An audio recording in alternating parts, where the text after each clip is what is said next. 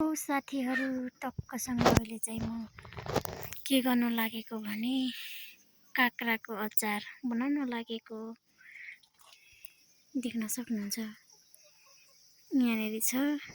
अहिले तपाईहरुलाई म सबै देखाउँछु, हेरिराख्नु होला टक्कसँगले। हेर्नु सक्नुहुन्छ। हेर्नु साथीहरू पुरै टक्कसँगले हेर्नुस्। पुरै त टट्टिएन कि यता भिजेन त्यही पनि यति सम्म भिजेछ, त्यही पनि ठिकै छ। देख्न सक्नुहुन्छ। अब चाहिँ अचार आलु तरी लगेर यस्तरी अचार टक्कसँगले खानु खोजेको लगाइदिनु होइन पनि लगाइराख्नु।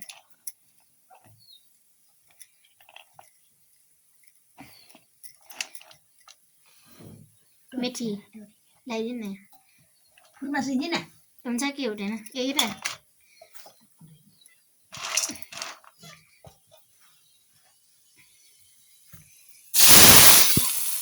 बेसार लाग्छ के बेसार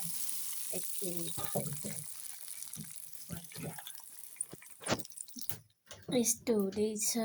काँक्राहरू चट्टसँग लगाइदिएपछि अनि भइहाल्यो। हेर्नुहोस् है साथीहरू, टक्कसँग यहाँनिर यस्तरी मोल्ने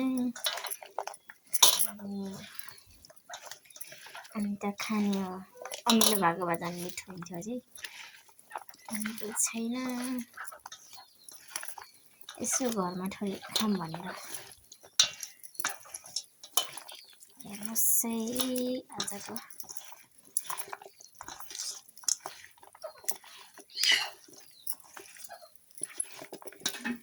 यस्तो छ टक्कसँगले।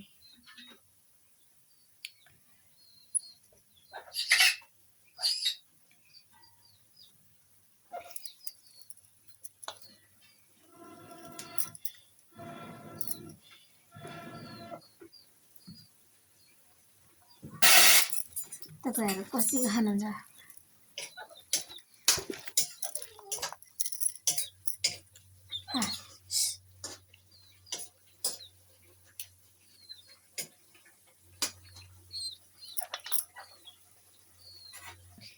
टक्कसँगले यो लगाइदिएको है।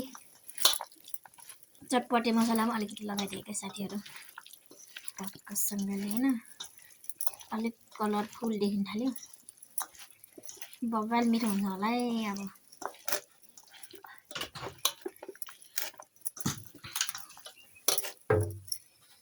ल हेर्नुहोस्,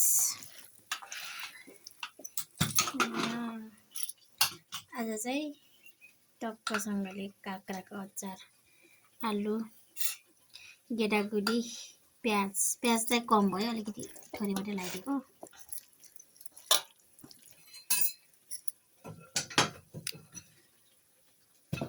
अनि अझै तिलहरू के भएकोबाट नि हो झन् हुन्थ्यो। हेर्नुहोस् आज चाहिँ यस्तै छ।